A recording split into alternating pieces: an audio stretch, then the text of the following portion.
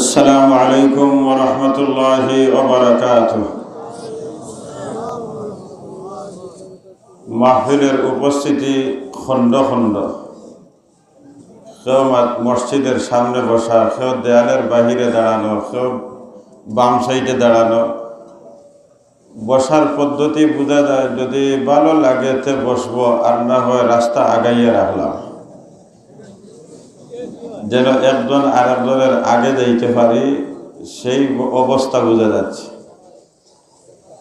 আলহামদুলিল্লাহ, আপনারা খুব সতর্ক দেখা যায়, কোনো নির্দেশ ছাড়াই তো ইনশাআল্লাহ সুন্দর হয়ে গেল। আলহামদুলিল্লাহ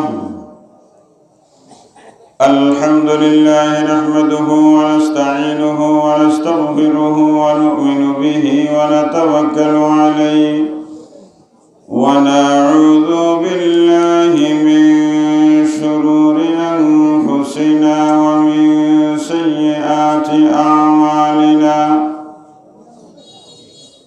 wa na'udzu billahi min shururi anfusina wa min sayyiati a'malina man yahdihillahu fala mudilla lahu ومن يضلله فلا هادي له ونشهد أن لا إله إلا الله وحده لا شريك له ونشهد أن سيدنا وسندنا وحبيبنا ومولانا محمدا عبد الله ورسوله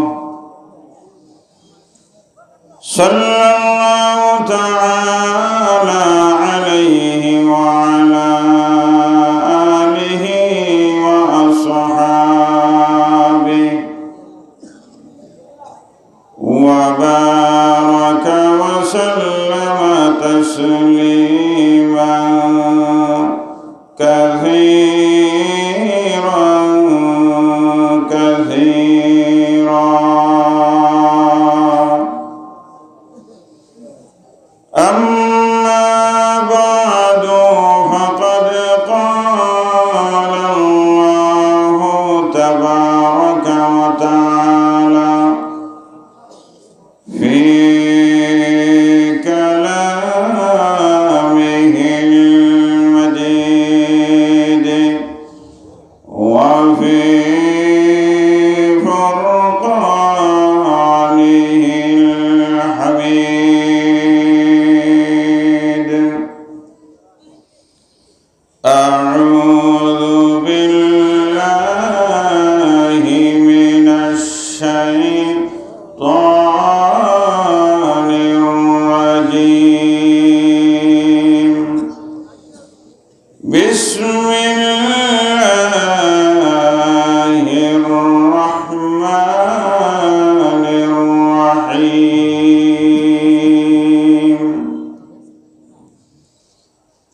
الذين آتيناهم الكتاب يتلونه حق تلاوته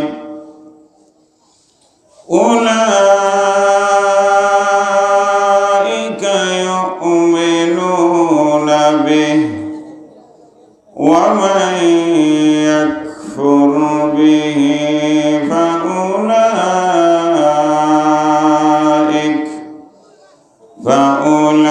فأولئك هم الخاسرون.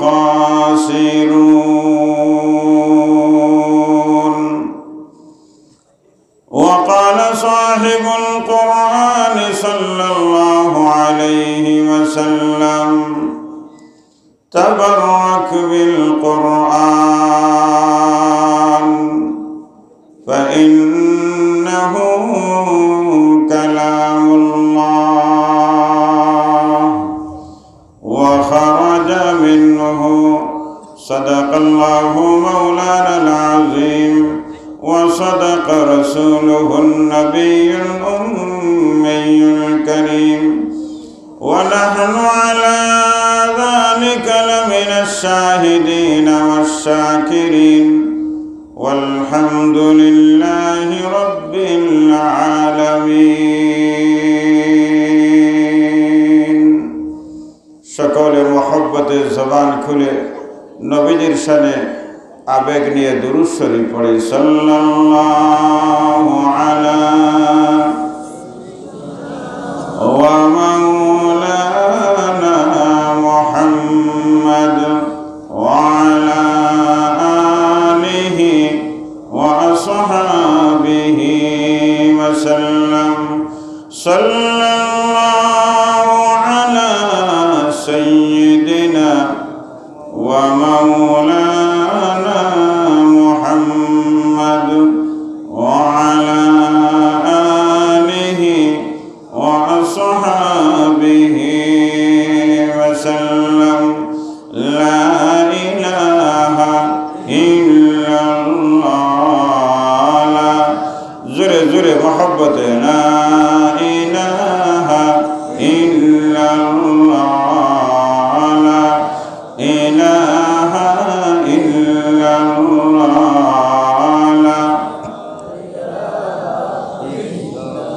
লা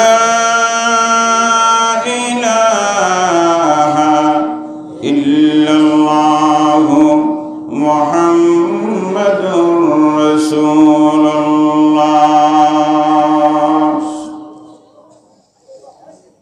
ঐতিহ্যবাহী প্রতিষ্ঠান জকিগঞ্জ উপজেলাধীন জামিয়া ইসলামিয়া আরজানিয়া শরীফাবাদ মাদ্রাসা কর্তৃক আয়োজিত আজকের বার্ষিক এনআমি জলসার চলমান অধিবেশনের জনাব সদরে মুহতারাম, আপনাদের এলাকার কৃতি সন্তান, আমার অত্যন্ত প্রিয় ব্যক্তিত্ব, আগামী দিনের জাতির কর্ণধার, জাতির রাহবর, বিশিষ্ট ইসলামী চিন্তাবিদ, বিশিষ্ট সমাজ সেবক, সফল একজন শিক্ষক, ঐতিহ্যবাহী প্রতিষ্ঠান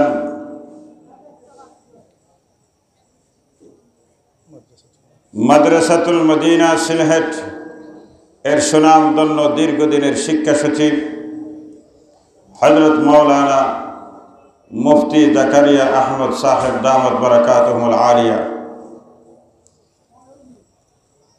দিগর উলামায়ে কেরাম, মাহফিলে অবস্থানরত অত্যন্ত শ্রদ্ধাভাজন মুরব্বিয়ানে ইজম, আমার প্রাণ প্রিয় যুবক ও ছাত্র ভাইরা, পর্দার অন্তরে অত্যন্ত সম্মানিত মা ও বোনেরা, সর্বপ্রথম মহান রব্বুল আলামিনের অসংখ্য অগণিত শুকর আদায় করি যে মহান রব্বে করিম অনুগ্রহ করে ভালোবেসে করোনা ভাইরাসের মতো মহামারীর থেকে হেফাজত করে শরীফাবাদ আরজানিয়া মাদ্রাসা ময়দানে জান্নাতের বাগানে আমাদেরকে আসার বসার তৌফিক দান করেছেন।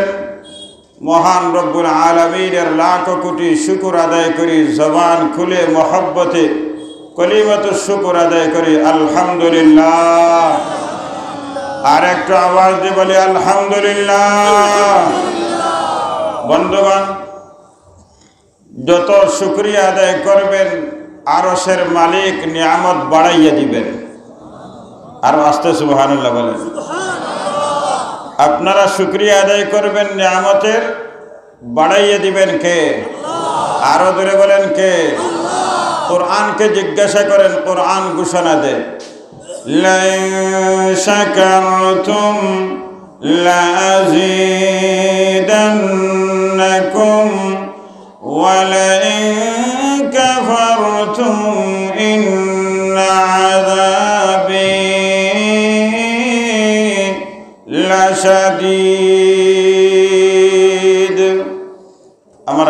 ঘোষণা দেন, নিয়ামতের শুকরিয়া যারা আদায় করবে আরশের মালিক আল্লাহ নিয়ামত বাড়াইয়া দিবেন। সুস্থতার মতো নিয়ামত, হায়াতের মতো নিয়ামত, কত বড় নিয়ামত, কত বড় নিয়ামত। যে বিছানার মধ্যে অসুস্থ তার কাছে জিজ্ঞাসা করেন, ভাই সুস্থতার কত নিয়ামত। মানুষ সুস্থ থাকলে আল্লাহর গোলামি করতে পারে, দ্বীনের কাজ করতে পারে, জান্নাতের বাগানে আসতে পারে, পাশাপাশি দুনিয়ারও কাজ করতে পারে। সুস্থতা নাই, নামাজ পড়তেও ভালো লাগে না, দুনিয়ার কাজ করতেও ভালো লাগে না, মাহফিলে আসতে মন চায় না। দিলের মধ্যে তমন্না মাহফিলে আসবে, কিন্তু শরীরে মানে না। আল্লাহ সব কিছু থেকে হেফাজত করে আমাদেরকে জান্নাতের বাগানে আসার তৌফিক দান করেছেন। আবারও বলি আলহামদুলিল্লাহ। বন্ধুগণ, আমি মহাগ্রন্থ আল কোরআন থেকে একখানা আয়াত তিলাওয়াত করেছি। বিশ্বনবী রহমতুল্লিল আলামিন সাল্লাল্লাহু আলাইহি ওয়াসাল্লামের হাদিসের ভান্ডার থেকে ছোট্ট একখানা হাদিস তিলাওয়াত করেছি। তিলাওয়াতকৃত আয়াত এবং নবীদের বাণী সামনে রেখে যে বিষয় নিয়ে আমি আলোচনা করব, সেই বিষয়টা আগে আপনাদের সামনে উল্লেখ করতে চাই। আজকে যে ছেলেটা আপনাদের সামনে কোরআনে করিমের শেষ সবকের মাধ্যমে আজকে সেই হিফজের ধারাবাহিকতা, একটা সবকের পর আরেকটা সবক, এক পৃষ্ঠা, দুই পৃষ্ঠা, তৃতীয় পৃষ্ঠা, চতুর্থ পৃষ্ঠা, এক পারা, দুই পারা, এইভাবে করতে করতে করতে করতে 30 পারা আজকে তার শেষ সবকের মাধ্যমে পূর্ণ হয়ে গেল। সেই কোরআনের ভালোবাসা এবং আমাদের আকাবিরদের জীবন, এই দুইটা কথা, কোরআনে করিমের সাথে আমাদের ভালোবাসা এবং আকাবিরদের জীবন, এই বিষয় নিয়েই আমার তিলাওয়াতকৃত আয়াত এবং নবীদের বাণী। আসুন সেই আলোচনা শুরু করি। আমি আপনাদের খেদমতে জানতে চাই, পৃথিবীর মধ্যে সবচেয়ে দামি কিতাবটার নাম কি? আরো দূরে বলেন। সবাই যদি একমত হন তাহলে আওয়াজটা বড় করে বলেন। সবচেয়ে দামি কিতাবটার নাম হলো আল কোরআন। আসমানি 104 খানা কিতাব। দুনিয়ার কত মানুষ কত ভাষায় বিভিন্ন বই লিখতেছেন, কেউ আরবি ভাষায়, কেউ উর্দু ভাষায়, কেউ বাংলা ভাষায়, কেউ হিন্দি ভাষায়। হাজারো লাখো কোটি কিতাব, বই পুস্তক লেখা হয়েছে। আসমানি কিতাব হলো 104 খানা কিতাব। কিন্তু দুনিয়ার যত কিতাব, এই কিতাবগুলি একবার প্রথম থেকে নিয়ে শেষ পর্যন্ত যখন একজন পড়নেওয়ালা পড়ে নেয়, একজন পাঠক যখন শেষ করে দেয়, পুনর্বার কিন্তু যতই মজাদার হোক এই বইটা, এই কিতাবটা কিন্তু প্রথম থেকে শেষ পর্যন্ত আর মন চায় না। কথা বলেন ঠিক কিনা? যতই ভালো লেখকের লেখা হোক আর যতই মজার গল্প হোক, একবার পড়ার পরে দ্বিতীয়বার কিন্তু আর পড়তে মন চায় না। কিন্তু কোরআন এমন একটা কিতাব, 1500 বছর থেকে তিলাওয়াত চলতেছে, তিলাওয়াত চলতেছে। আমার বাবাও তিলাওয়াত করেছেন, আমার দাদাও তিলাওয়াত করেছেন, আমার পরদাদা তিলাওয়াত করেছেন, এর উপার্জন করেছেন। এইভাবে করতে করতে 1500 বছর থেকে কোরআনে করিমের তিলাওয়াত করতেছে, চলতেছে। একজন আল্লাহর বান্দা বয়স 80 বছর, একজন ইমাম সাহেবের পিছনে নামাজ আদায় করতেছে, উনি যাওয়ার পরে আরেকজন, উনি যাওয়ার পরে আরেকজন।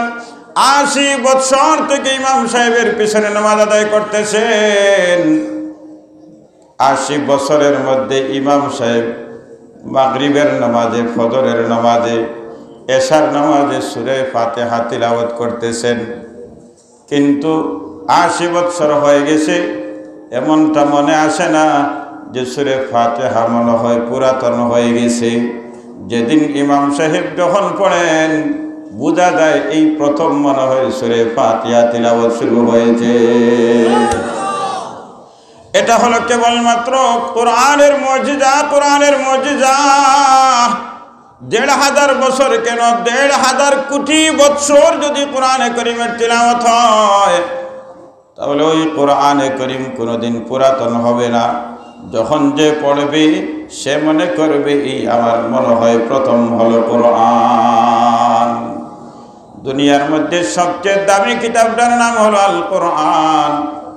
আসমানে ১০৪ খানা কিতাব, এর মধ্যে ছোট ছোট কিতাবগুলির নাম হলো সহিফা। আমার আল্লাহ ১০০ কিতাব, ছোট ছোট সহিফা। কোন নবীর জন্য আল্লাহ 10টা কিতাব দিলেন, কোন নবীর জন্য আল্লাহ 30টা দিলেন, কোন নবীর জন্য আল্লাহ 40টা দিলেন, 100 শেষ।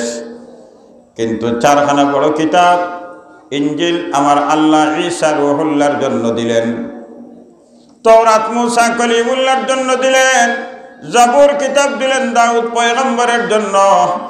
সবচেয়ে দামি কিতাবটা দিলেন সবচেয়ে দামি নবী, আপনার আমার নবী, ইমামুল আম্বিয়া, খাতামুন নবিয়্যিন, দু জাহানের সরদার, শফিউল মুযনিবিন, তাজদার মদিনা মুহাম্মদুর রাসূলুল্লাহ সাল্লাল্লাহু আলাইহি ওয়াসাল্লামের জন্য দিলেন আল্লাহ। মুফাসসিরিনে কেরাম বলেন, জাবুরের শান হলো কিতাব, ইনজিলের শান হলো কিতাব, তাওরাতের শান হলো কিতাব। এই জন্য জাবুরকে বলা হয় কিতাবুল্লাহ, তাওরাতকে বলা হয় কিতাবুল্লাহ, ইনজিলকে বলা হয় কিতাবুল্লাহ। কেবলমাত্র একটাই কিতাব, যে কিতাবের নাম হলো কোরআন। কোরআনের শান হলো কালামুল্লাহ। আল্লাহু আকবার। কিতাবুল্লাহ এর মর্ম মুফাসসিরিনে কেরাম বলেন, ও দুনিয়ার মুসলমান, কিতাবুল্লাহর অর্থ হলো মাকতুবে ইলাহি, আল্লাহর লিখিত কিতাব তাওরাত, আল্লাহর লিখিত কিতাব জাবুর, আল্লাহর লিখিত কিতাব ইনজিল।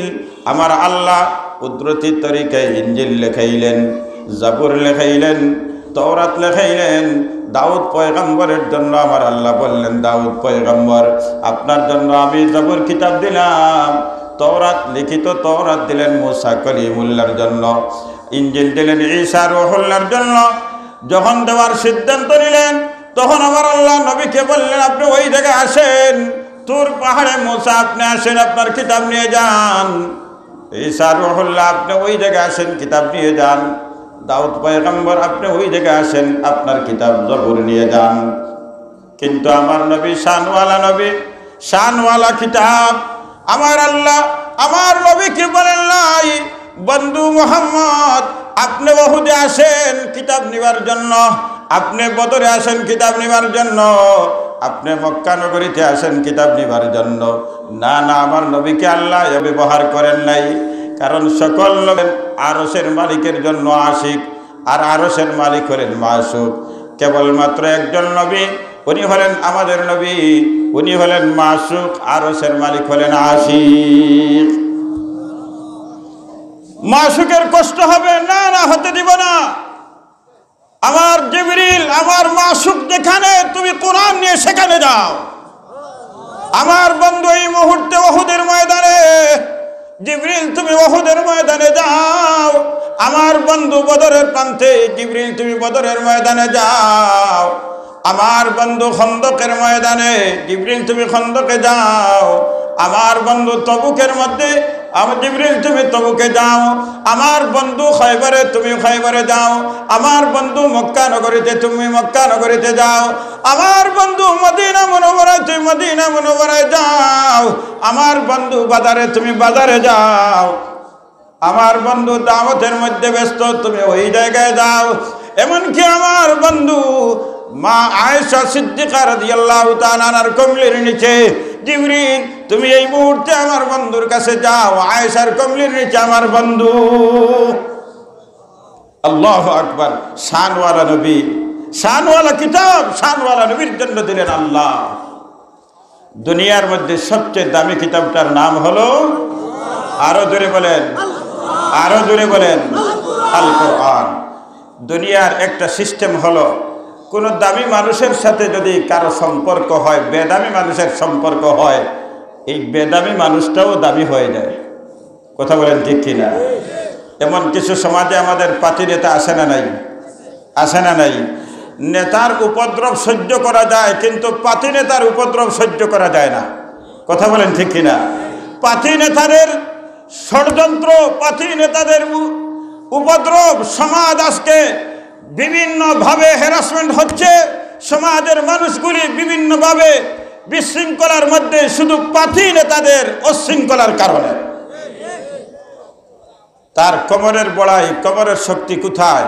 আমার অমুক নেতার সাথে আমার সম্পর্ক। কারণ ওই নেতা সামাজিকভাবে দামি হওয়ার কারণে, দুনিয়ার লাইনে দামি হওয়ার কারণে, ওই পাতি নেতার মহৎ সম্পর্ক থাকার কারণে সেও দামি হয়ে গেছে। এই দুনিয়ার মুসলমান যদি দুনিয়ার একজন দামি মানুষের সাথে বেদামি মানুষের সম্পর্ক হয়ে গেলে, মানুষটা যখন দামি হয়ে যায়, দুনিয়ার মধ্যে সবচেয়ে দামি কিতাব হলো আল কোরআন। আল কোরআনের সাথে যখন আমার আপনার মহব্বতের সম্পর্ক হয়ে যাবে, ভালোবাসার সম্পর্ক হয়ে যাবে, কোরআনের সাথে যখন আমার মহব্বত হয়ে যাবে, তখন কোরআন যেভাবে দামি, তখন দুনিয়ার মধ্যে আমার আল্লাহ আপনাকে দামি বানাইয়া দিবে। শুধু দুনিয়াতে না, মরণের ঘাটে দামিওয়ালা মৃত্যু দিবেন, কবর জগতে আপনাকে দামি ব্যবস্থাপনা দিবেন, হাসরের ময়দানে আপনাকে দামি বানাইবেন, এমনকি জান্নাতের মালিক আল্লাহ তাআলা আপনাকে বানাইবেন। কারণ এইরকম মানুষদের জন্যই তো আমার আল্লাহ জান্নাত তৈরি করেছেন। জান্নাতুল ফিরদৌসের মেহমান আল্লাহ তাআলা বানাইবেন শুধুমাত্র যদি কোরআনের সাথে আপনার সম্পর্ক হয়ে যায়। যার যে পরিমাণ সম্পর্ক হবে, সেই পরিমাণ আপনার দাম হবে। আমরা মনে করি যে দুনিয়ার হয়তো চেয়ারম্যানের দাম, এমপির দাম, মন্ত্রীর দাম, প্রধানমন্ত্রীর দাম, রাষ্ট্রপতির দাম, না না, খোদার কসম করে বলতে পারি, প্রকৃতপক্ষে দাম আর ইজ্জত মর্যাদা যদি হয়, তাহলে ওই মর্যাদার ফাউন্ডেশন হলো একমাত্র কোরআন। আজ দেখেন, যারা কোরআনের মাধ্যমে দামি হয়েছে, তারা 50 বছর পূর্বে দুনিয়াতে চলে গেছে, 100 বছর আগে দুনিয়াতে চলে গেছে। আজও মানুষ তাদেরকে স্মরণ করে, তাদের নাম উচ্চারণ করতে রহমতুল্লাহ আলাইহি উচ্চারণ করতে হয়। আল্লামা মুশাহিদ বাইয়ুমপুরী রহমতুল্লাহ আলাইহি, শাইখুল ইসলাম আল্লামা মুশাহিদ বাইয়ুমপুরী রহমতুল্লাহ আলাইহি আজ থেকে 50 বছর পূর্বে দুনিয়াতে চলে গেছেন। আজ পর্যন্ত কানাইঘাট তথা যত মানুষ মুশাহিদ বাইয়ুমপুরীকে চিনেন, নাম উচ্চারণ করতে যতক্ষণ পর্যন্ত রহমতুল্লাহ আলাইহি উচ্চারণ হয় না, ততক্ষণ পর্যন্ত বোঝা যায় নাম এখনো পূর্ণ হয় না। এই দাম কিসের জন্য? একমাত্র কোরআনের জন্য, একমাত্র কোরআনের জন্য। ও মুসলমান, এই কোরআনের সাথে সম্পর্ক লাগানোর ক্ষেত্রে আমার নবীজি আমাদেরকে শিক্ষা দিয়েছেন, তাবাররাক বিল কোরআন ফাইন্নাহু কালামুল্লাহ। আমার উম্মতরে, তোমরা কোরআনের মাধ্যমে বরকত গ্রহণ করো, কেননা কোরআন হলো আল্লাহর কালাম। আরে কোরআনের মাধ্যমে তোমরা বরকত গ্রহণ করো, ব্যক্তি জীবনে, পারিবারিক জীবনে, ব্যবসায়ী জীবনে, রাজনৈতিক জীবনে, সামাজিক জীবনে, আরে সব ক্ষেত্রে কোরআনের বরকত গ্রহণ করো। কোরআনের মাধ্যমে তোমরা বরকত অর্জন করো, ব্যক্তি জীবন পরিচালনা করো কোরআনের মাধ্যমে, সামাজিক জীবন পরিচালনা করো কোরআনের মাধ্যমে, রাষ্ট্রীয় জীবন পরিচালনা করো কোরআনের মাধ্যমে, ব্যবসায়ী জীবন পরিচালনা করো কোরআনের মাধ্যমে, রাজনৈতিক জীবন পরিচালনা করো কোরআনের মাধ্যমে। আপনার ব্যক্তি জীবনে বরকত হবে, পারিবারিক জীবনে বরকত হবে, সামাজিক জীবনে বরকত হবে, রাষ্ট্রীয় জীবনে বরকত হবে, ব্যবসায়ী জীবনে বরকত হবে, সব ক্ষেত্রে বরকত হবে যদি আপনি কোরআনের মাধ্যমে বরকত গ্রহণ করেন। আজ কোরআনের তিলাওয়াত ঘর থেকে বের হয়েছে, বাবাও কোরআন তিলাওয়াত করে না, মা কোরআন তিলাওয়াত করে না, বাচ্চা কোরআন তিলাওয়াত কোথায় থেকে শিখবে? বাবা কোরআন তিলাওয়াত করে না, মা কোরআন তিলাওয়াত করে না, বাচ্চাও কোরআন তিলাওয়াত করে না। ঘর কবরের মতো হয়ে গেছে। এই জন্য আজকে ঘরের মধ্যে অশান্তি, ঘরের মধ্যে বেবরকতি, ঘরের মধ্যে বিপদের পর বিপদ আসতেছে। সমাজে কোরআন না থাকার কারণে আজ সমাজে বেবরকতি, আজ সমাজের মধ্যে হানাহানি, আজ সমাজের মধ্যে অশান্তি, রাষ্ট্রের মধ্যে কোরআন বিদায় হয়েছে, আজ রাষ্ট্রে অশান্তি, রাষ্ট্রে বেবরকতি, দুনিয়ার থেকে দুনিয়ার মানুষগুলি কোরআন থেকে বিচ্ছিন্ন হচ্ছে। এই জন্য আমার আল্লাহ করোনার মতো মহামারী দিয়ে দুনিয়ার মানুষগুলিকে পরীক্ষা করতেছে।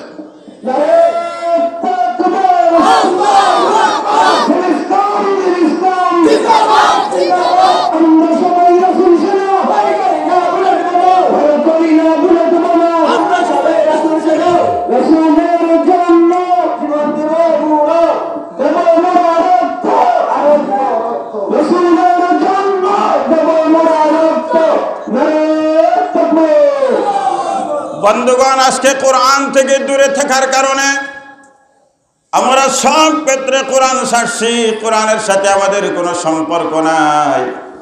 এই জন্য বর্তমান দুনিয়ার মধ্যে মুসলমানদের পরিসংখ্যান হিসাবে প্রায় 150 কোটি মুসলমান। এরপরেও কিন্তু আমার নবীর ইজ্জত হেফাজত করা আমাদের পক্ষে সম্ভব হচ্ছে না। কথা বলেন ঠিক কিনা? আজ ফ্রান্সের রাষ্ট্রনায়কের নেতৃত্বে রাষ্ট্রপ্রধানের পৃষ্ঠপোষকতায় আমার নবীর ইজ্জত নিয়ে ছিনিমিনি খেলা হচ্ছে। আমার নবীর চরিত্র মুবারক নিয়ে কার্টুন তৈরি করে, ব্যঙ্গাত্মক কার্টুন তৈরি করে আজ প্রদর্শন করা হচ্ছে রাষ্ট্রীয় পৃষ্ঠপোষকতায়। অথচ সারা দুনিয়ার মধ্যে মুসলমানদের সংখ্যা প্রায় 150 কোটি মুসলমান। কিন্তু যেই দিন মাত্র 313 জন সাহাবায়ে কেরাম ছিলেন, আমার নবীর ইজ্জত হেফাজতের জন্য 313 জন সৈনিক যথেষ্ট ছিল। কথা বলেন ঠিক কিনা? কারণ তাদের সম্পর্ক ছিল কোরআনের সাথে, তাদের ব্যক্তি জীবনের আদর্শ ছিল কোরআন, তারা কোরআন ধরেছিল। আমরা তো স্বার্থবাদী, আমরা স্বার্থ আছে হুজুরকে মানি, স্বার্থ আছে কোরআন মানি। নির্বাচন আসলে কোরআন নিয়ে হাতে নিয়ে দাঁড়াইলাম, কোরআনের মতো নিজের মাথা বানাইলাম, কোরআনের মাধ্যমে, কোরআনের আলোর মাধ্যমে আমার পোশাক বানাইলাম, হাতে তসবিহ নিলাম, সব কিছু কোরআনের আলোর মাধ্যমে রঙাইলাম। এটা হলো স্বার্থবাদী। নির্বাচন শেষ, সব শেষ। কথা বলেন ঠিক কিনা? ও মুসলমান, কোরআনের সাথে সম্পর্ক দ্বারা লাগাইবে আল্লাহ দুনিয়াতেও দামি বানাইবেন, হাসরে দামি বানাইবেন, জান্নাতের মধ্যে আমার আল্লাহ আপনাকে জান্নাতুল ফিরদাউসের মালিক বানাইবেন। সেরকম একজন ব্যক্তি ছিলেন আমিরুল মুমিনিন ওমর ইবনুল খাত্তাব রাদিয়াল্লাহু তাআলা। আপনারা নাম শুনেছেন, আমিরুল মুমিনিন ওমরের নাম শুনেছেন। ওমর তো উনি বীর বিক্রম, বীর বাহাদুর ছিলেন কাফির থাকা অবস্থায়। তখন মক্কার নেতৃত্ব যারা দিতেন এর মধ্যে একজন ছিলেন আমিরুল মুমিনিন ওমর ইবনুল খাত্তাব রাদিয়াল্লাহু তাআলা। সাহসীদের মধ্যে 1 নম্বর ছিলেন ওমর। আমার নবী বিশ্বনবী রাহমাতুল্লিল আলামিন সাল্লাল্লাহু আলাইহি ওয়াসাল্লাম যখন দাওয়াত শুরু করলেন, ঈমানের দাওয়াত, ঘরে ঘরে দাওয়াত শুরু করলেন। এই দাওয়াতটা ছিল গোপনে গোপনে, কারণ হঠাৎ করে আমার নবী যদি ঈমানের দাওয়াত খোলা মাঠে দেন তাহলে উপায় নাই, লাভের চেয়ে ক্ষতি বেশি হয়ে যাবে। এজন্য আমার নবী চুপে চুপে গোপনে গোপনে দাওয়াতের কাজ শুরু করলেন। কিন্তু আর কতদিন দাওয়াত দিবেন? আর কতদিন এই গোপনে গোপনে চলবে? এই জন্য মালিকের দরবারে দোয়া করলেন, আল্লাহ আর কতদিন গোপনে কাজ করব? আর কতদিন গোপনে গোপনে দাওয়াত দিব? আয় আল্লাহ, মক্কার 2টা মানুষ, একটার নাম হলো হেসামের ছেলে আমর, আর একটার নাম হলো খাত্তাবের ছেলে ওমর। যাকে আমরা আবু জেহেল বলি তার নাম হলো আমর, তার বাবার নাম হলো হেসাম। বিশ্বনবীজি বললেন, মালিক হেসামের ছেলে আমর আর খাত্তাবের ছেলে ওমর, এই 2টা মানুষ থেকে কোনো একটা মানুষকে দিয়া ইসলাম কবুল করাইয়া আল্লাহ ইসলামের ঝান্ডাকে তুমি শক্তিশালী করে দাও। নবী রাসূলদের দোয়া কি ফিরত আসবে? আপনাদের বিশ্বাস কি ফিরত আসবে? নবী রাসূলদের দোয়া যেমন ফিরত আসে নাই, নবীর উত্তরসূরি হক্কানি উলামায়ে কেরাম আল্লাহ ওয়ালাদেরও দোয়া আল্লাহ তাআলা কবুল করে নেন। তার জ্বলন্ত প্রমাণ 2013 সাল হেফাজতে ইসলাম এর মহাসচিব উস্তাদুল মুহাদ্দিসিন ওয়াল মুফাসসিরিন মজলুম নেতা আল্লামা জুনেদ বাবনগরী দামাত বারাকাতুহুম, আপনারা নাম শুনেছেন। যখন 2013 সালে শাপলা চত্বরের ঘটনার পরে যখন ওনাকে আইনের লোক অ্যারেস্ট করলো, রিমান্ডে নেওয়ার পরে যখন কষ্ট দিতে শুরু করলো, যে অফিসার কষ্ট দিল তার নাম হলো মাহফুজ। যখন কষ্ট দিবে আল্লামা জুনেদ বাবনগরী দামাত বারাকাতুহুম বলছিলেন, তুমি কষ্ট দিও না, তোমার ভবিষ্যৎ ভালো হবে না। কারণ আমার জন্য, আমার স্বার্থে তো আমি জেলে আসি নাই, আমার ব্যক্তি স্বার্থের জন্য শাপলা চত্বরে আসি নাই। নবীর মহব্বত নিয়ে, নবীর প্রেম প্রীতি ভালোবাসা নিয়ে, নবীর ইজ্জত হেফাজতের জন্য, নবীর চরিত্র মুবারক হেফাজতের জন্য শাপলা চত্বরে এসেছি। খবরদার, নিষেধ দিলাম, কষ্ট দিও না, তোমার ভবিষ্যৎ ভালো হবে না। মানে নাই, কষ্ট দিয়েছে। পরিণাম কি হলো? মাহফুজ সহ তার বিবি দুইজন তাদের একমাত্র কন্যা সন্তানের হাতে কিছুদিনের মধ্যেই মা এবং বাবাকে হত্যা করে দুনিয়া থেকে বিদায় করে দিয়েছে। এটা 100 বছরের আগের ঘটনা না, এটাই 2013 সালের ঘটনা। যিনি বদদুয়া করেছিলেন এখনো আছেন জীবিত। এই জন্য হাদিসে কুদসির মধ্যে আছে, মান আদালি ওয়ালিয়ান ফাকাদ আযানতুহু বিল হারব। আমার গোলাম বান্দিরে, আমার ওয়ালিদের সাথে দুশমনি করো না। যদি দুশমনি করো তাহলে কিন্তু আমি আরশের মালিক আল্লাহ তোমার সাথে যুদ্ধের ঘোষণা দিলাম। মালিক যুদ্ধের ঘোষণা দিলেন। দুনিয়ার কোনো শক্তি আছে? বলুন না, কোনো শক্তি আছে?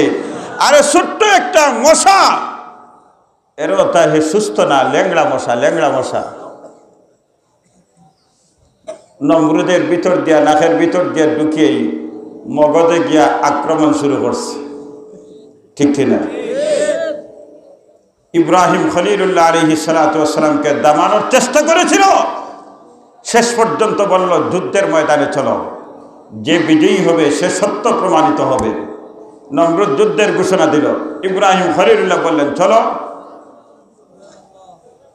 জানুয়ারি মাসের 10 তারিখ সোমবার দিন সকাল 8 ঘটিকায় শাহবাগ চৌমোহনীতে যুদ্ধ ঘোষণা হবে। যুদ্ধের ময়দান নির্ধারিত হলো, তারিখ নির্ধারিত হলো, সময় নির্ধারিত হলো।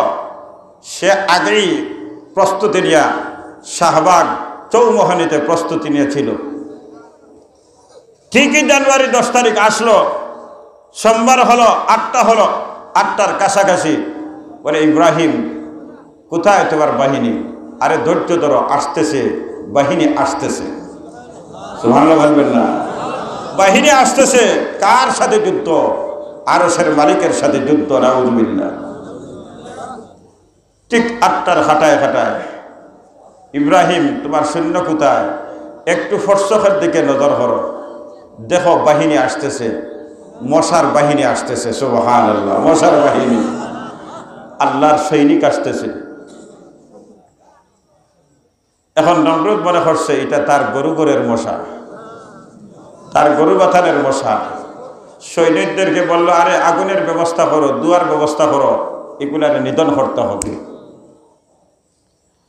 ল্যাংড়া মশা ছিল একটা, কইল আল্লাহ তোমার দুশ্মনকে শেষ করতে হবে, কিন্তু আমার তো ঠ্যাং নাই, আমি ল্যাংড়া, আমি এমনিই তো ধাক্কা ধাক্কিতে আমার খাম শেষ হয়ে যাবে। এই জন্য আমার একটু সুযোগ আপনি দেন, তোমার দুশ্মনটা আমি শেষ করে দিব। ঠিক আছে, তোমাকে অনুমতি দিলাম। সে চিন্তা করলো যদি ফরসক থেকে ডাইরেক্ট শাহবাগ চলে যায় তাহলে দুশ্মনের মুখোমুখি হয়ে যাবে।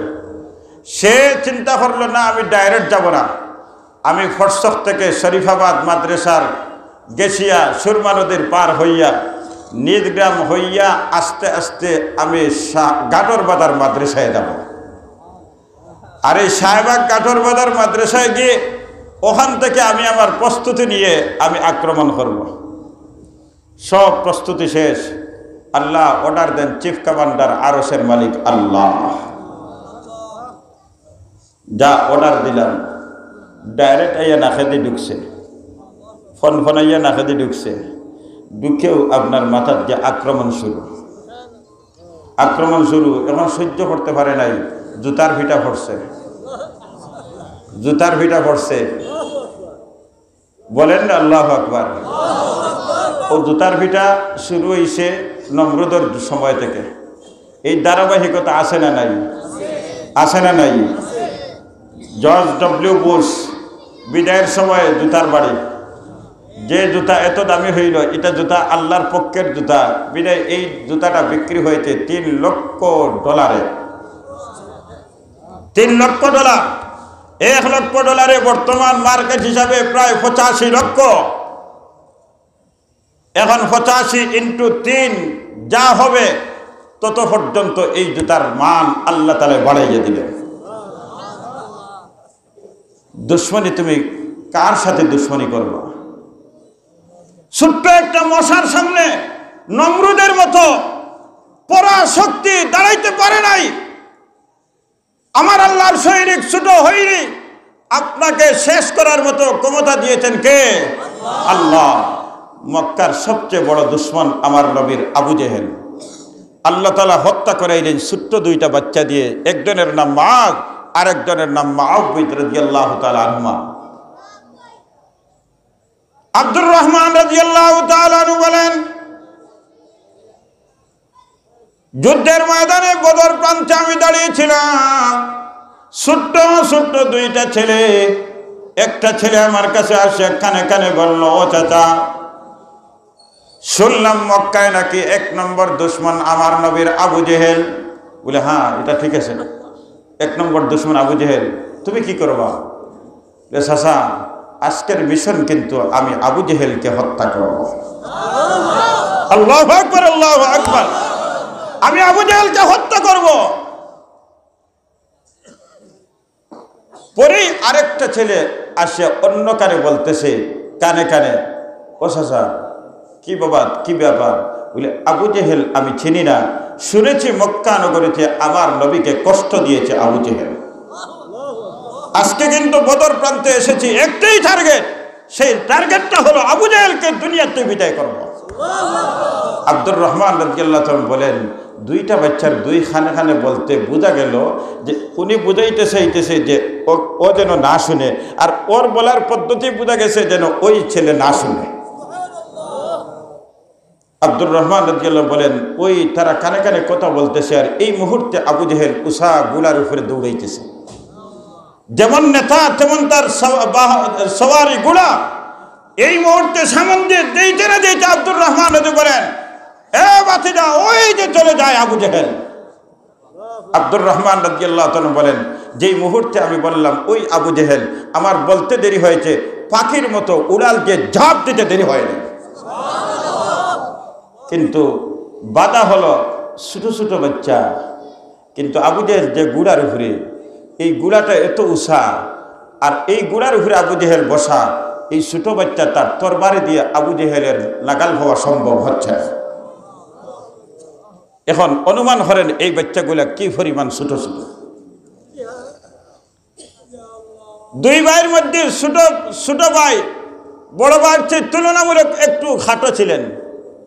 নবীদের কাছে যখন যুদ্ধের ময়দানে দেওয়ার আবেদন করেছিলেন, নবীজি বলছেন, বড় যিনি উনাকে নিব, ছোট তোমাকে নিব না।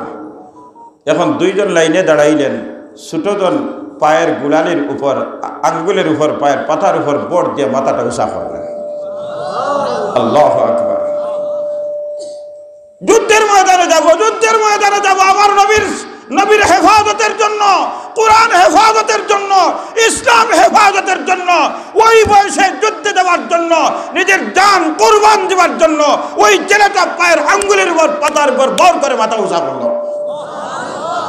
নবীজি এই চিত্র দেখতেছেন, মুস্কি হাসি দিলেন, ঠিক আছে দুইও ভাই তোমরা যুদ্ধের ময়দানে যাইবা। এক সাহাবিয়া মহিলা বাচ্চা নিয়ে আসলেন, ছোট বাচ্চা, এই হাঁটাচড়া করতেছে, টুকটাক কাজ করতে পারে এমন একটা শক্তি এই বাচ্চার। এইরকম ছোট বাচ্চা নিয়ে সাহাবিয়া মহিলা আসলেন নবীজির দরবারে, আয়েশা বললেন, ইয়া রাসূলুল্লাহ, ইয়া হাবিবাল্লাহ, আমার ছেলেটা যুদ্ধের ময়দানে যাবে, আমার ছেলে যুদ্ধের ময়দানে আপনার সাথে যুদ্ধ করবে। নবীজি বললেন, এই কুলে এই ছোট শিশু যুদ্ধের ময়দানে সে নিজেই তো চলতে পারবে না, অস্ত্র তো দূরের কথা, সে নিজেই চলতে পারবে না, যুদ্ধের ময়দানে কেমনে যাবে, কি করবে? সাহাবিয়া মহিলা বললেন, ইয়া রাসূলুল্লাহ, আমি তাও জানি, কিন্তু এরপরেও কেন আপনার দরবারে আসলাম যুদ্ধের ময়দানে ছেলে দেওয়ার জন্য? আমি জানি আমার ছেলের মাধ্যমে কিছুই হবে না, তবে ইয়া রাসূলুল্লাহ একটা কাজ হবে, এই জন্যই আমার ছেলেকে নিয়ে আসছি। কি কাজ তোমার ছেলের মাধ্যমে হবে? ইয়া রাসূলুল্লাহ, ইয়া হাবিবাল্লাহ, যুদ্ধের ময়দানে যখন দুশমন আপনার উপরে তীর নিক্ষেপ করবে, ওগো নবীজি, এই তীরটা আটকানোর জন্য আমার ছেলেকে আপনার সামনে ধরে দিবে, আমার ছেলে ওই তীরের আঘাতে শহীদ হয়ে যাবে, আমি মার কলিজা টান্না হবে। ইয়া রাসূলুল্লাহ, ইয়া হাবিবাল্লাহ, আমার ছেলে নিশ্চিত শহীদ হয়ে যাবে, মৃত্যু হয়ে যাবে, তবে গো নবীজি হাসরের ময়দান আমি শহীদের মা হিসেবে আল্লাহ আমাকে ডাক দিবে। আল্লাহু আকবার, আল্লাহু আকবার। সাহাবায়ে কেরামের কি আবেগ, সাহাবায়ে কেরামের ঈমানি জজবা, কিসের মাধ্যমে? একমাত্র কোরআনের কারণে, একমাত্র কোরআনের কারণে। নবীজি দোয়া করলেন, আল্লাহ হেশামের ছেলে আমর, খাত্তাবের ছেলে ওমর, এই দুইটা থেকে কোনো একটাকে মুসলমান বানাইয়া আল্লাহ ইসলামের ঝান্ডাকে তুমি শক্তিশালী করে দাও। নবীজি দোয়া করছেন। পরের দিন দারুন নদওয়াত মক্কার নেতৃবৃন্দ বসলেন, এজেন্ডা একটাই। এজেন্ডা কি? এজেন্ডা হলো মুহাম্মদের মিশন কিভাবে বন্ধ করা যায়। নাউযুবিল্লাহ, আরো জোরে বলেন নাউযুবিল্লাহ। মুহাম্মদের মিশন বন্ধ করার ক্ষমতা দুনিয়ার কারো আছে? আওয়াজ দিয়ে বলেন, কারো আছে? মুহাম্মদের মিশন ১৫০০ বছরের মধ্যে বন্ধ হয় নাই। যারা বন্ধের চেষ্টা করেছিল তাদের নাম নিশান পৃথিবীতে রয় নাই। আজও নবীর দুশমনরা মাথা ছাড়া দিয়ে উঠেছে, মসজিদের বিরুদ্ধে, মাদ্রাসার বিরুদ্ধে, ওয়াজ মাহফিলের বিরুদ্ধে, উলামায়ে কেরামের বিরুদ্ধে, হেফাজতে ইসলামের বিরুদ্ধে মাথা চালাতে উঠেছে। তাদের ইতিহাস থেকে শিক্ষা নেওয়ার দরকার। দুশমনরা কোনোদিন টিকতে পারে নাই, আজও পারবে না, পারবে না, পারবে না।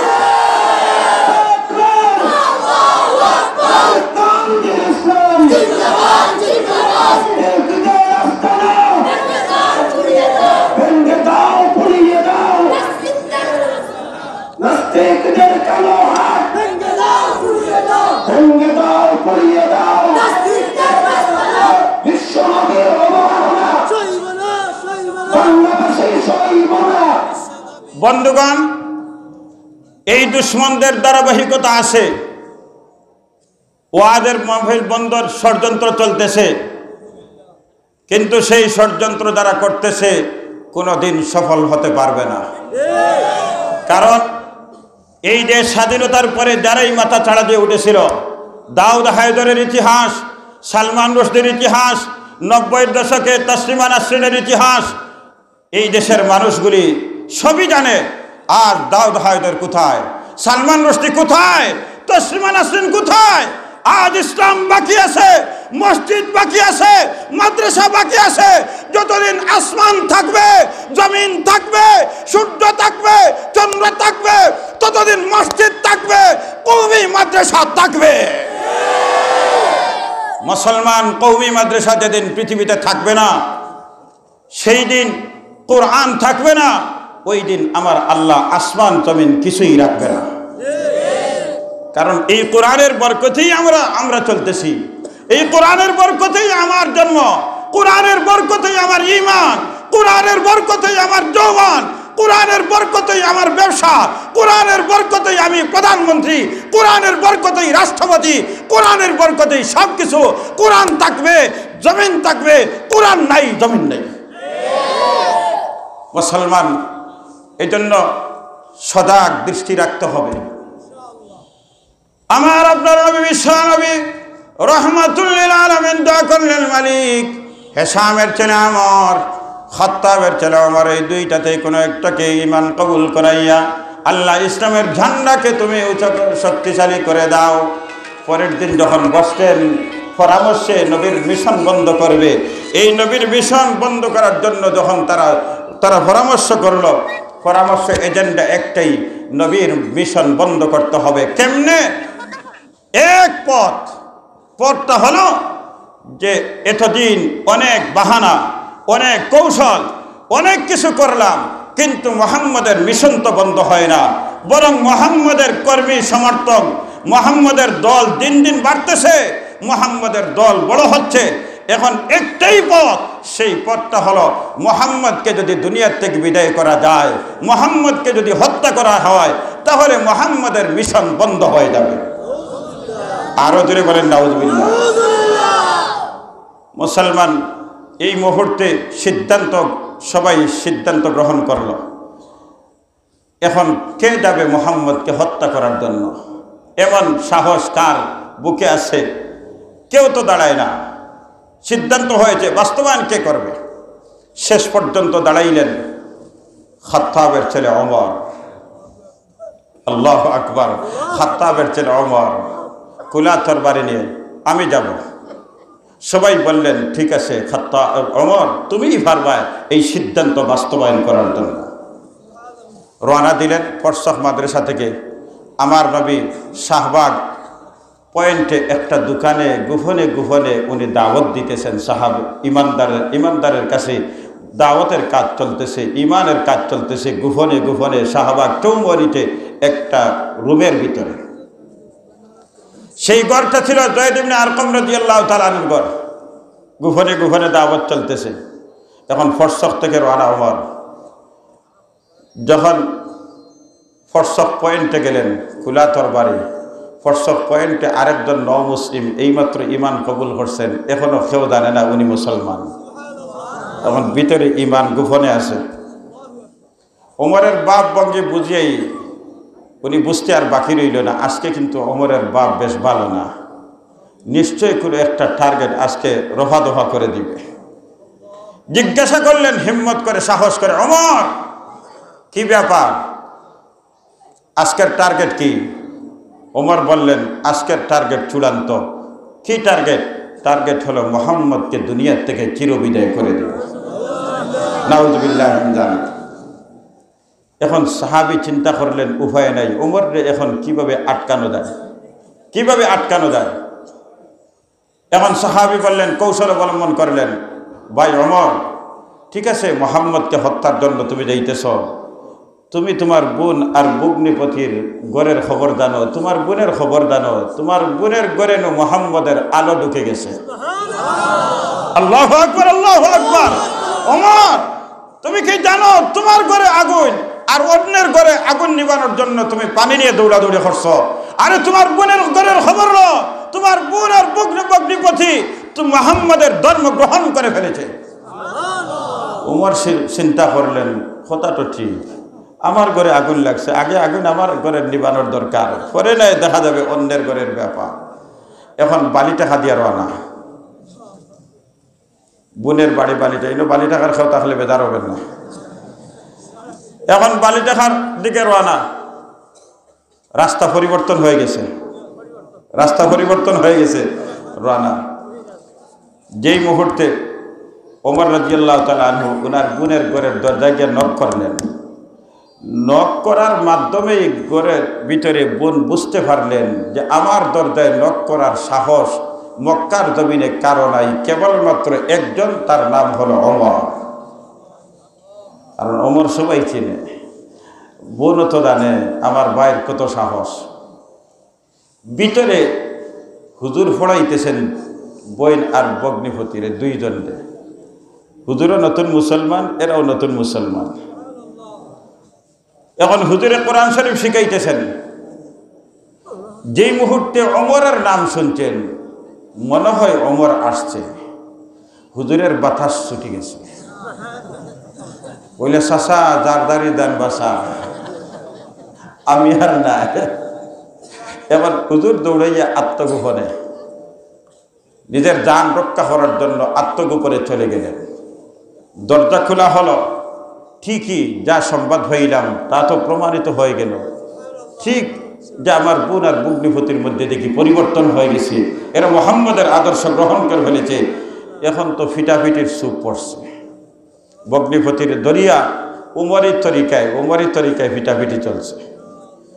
আঘাত করতে করতে যখন ওমর রাদিয়াল্লাহু তাআলা আনহুর বগ্নিপতির শরীর থেকে যখন রক্ত বের হয়ে গেছে, বোন কিন্তু আর সহ্য করতে পারে নাই। তখন সিংহের মতো গর্জন দিলেন, ওমর শোনো। ওমরের বোন তো কিছু না হইলেও তো আছে। ওমর শোনো, কিসের কারণে আমার স্বামীকে আঘাত করতেছ, রক্ত বের করেছ?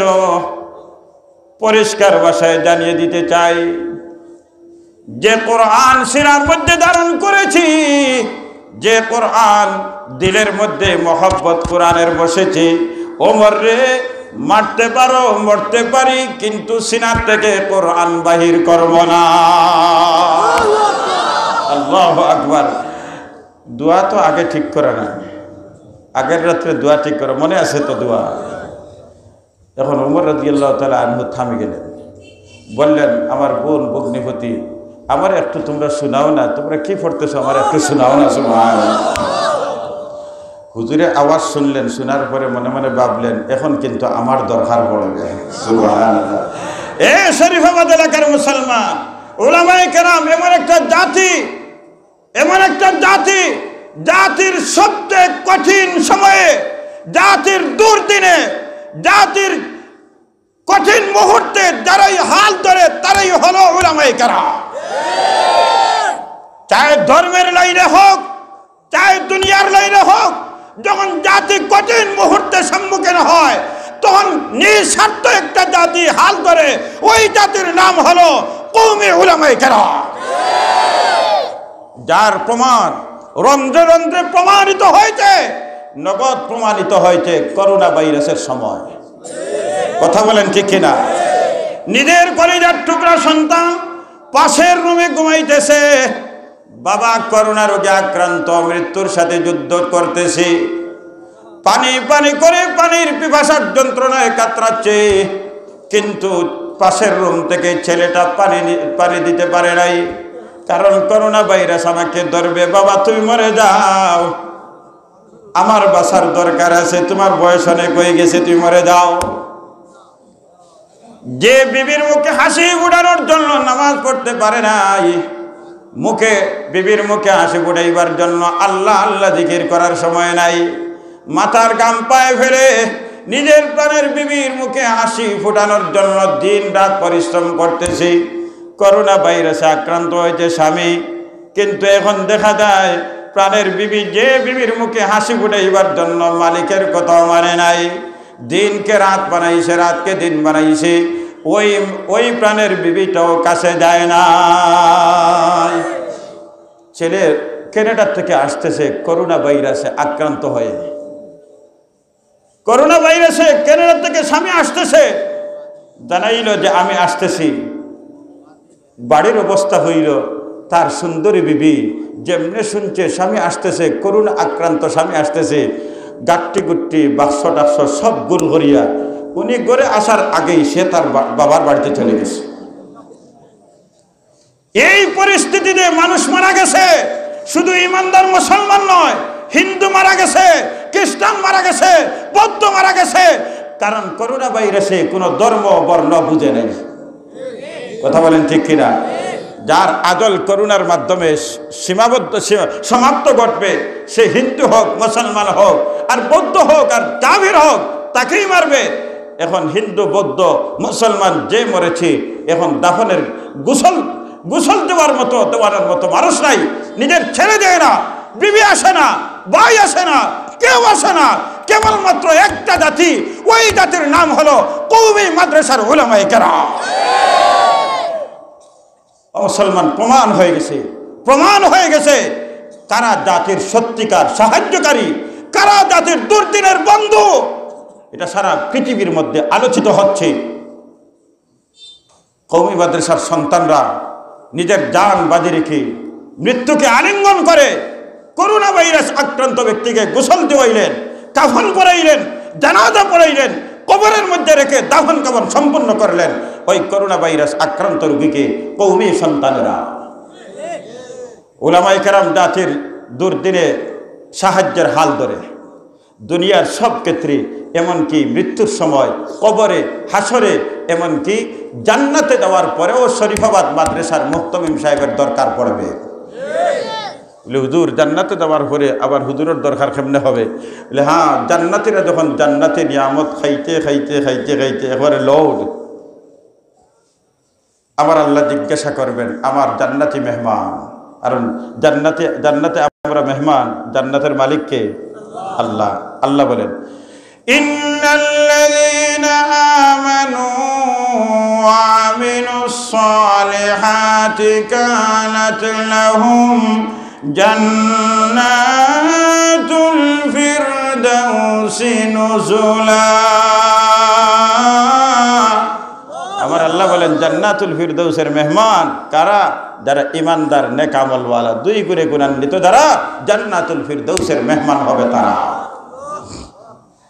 এখন জান্নাতীরা নিয়ামত হইয়া লোড, মনে করবেন মনে হয় এর চেয়ে বড় আর কোনো নিয়ামত নাই।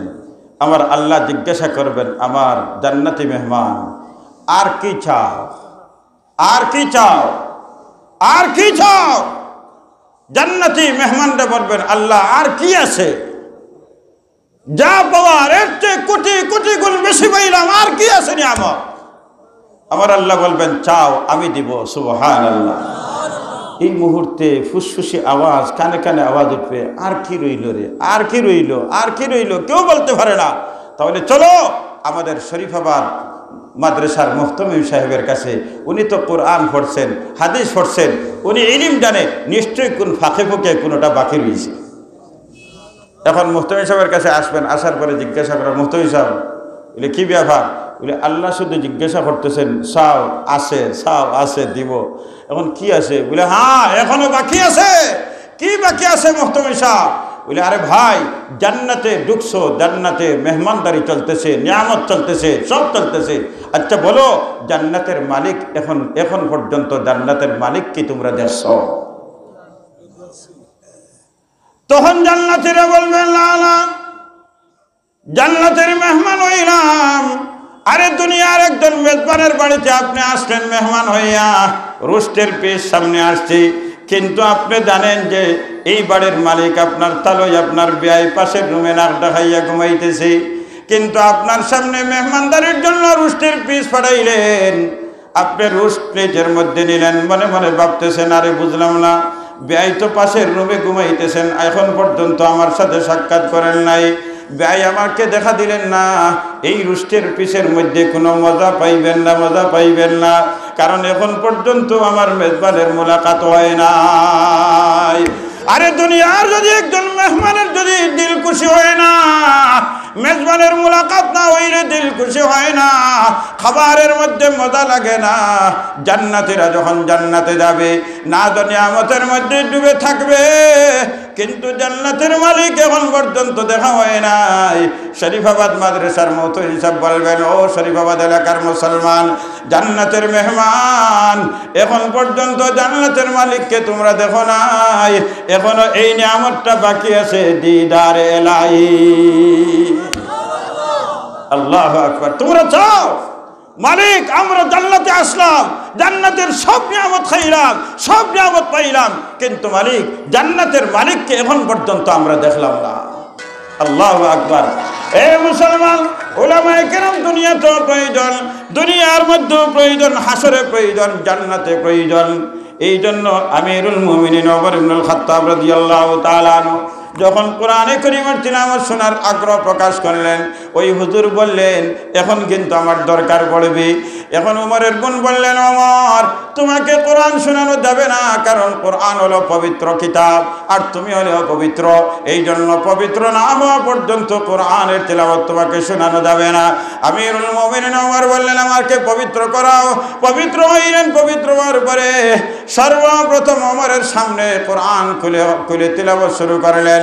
ওনার কানে জীবনের প্রথমে কোরআনে কারীমের 16 নম্বর পারা সূরা তাহার প্রথম কয়েকটি আয়াত শোনালেন। তাহা মা আনজালনা আলাইকাল কুরআনা লিতাশকা।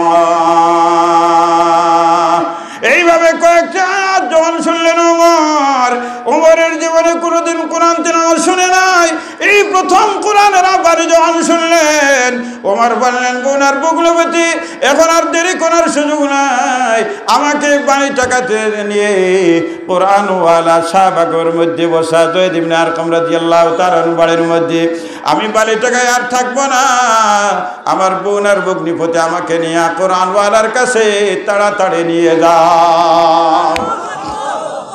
বালিটা আদায়ের রানা হইলেন সাহাবাগের উদ্দেশ্যে।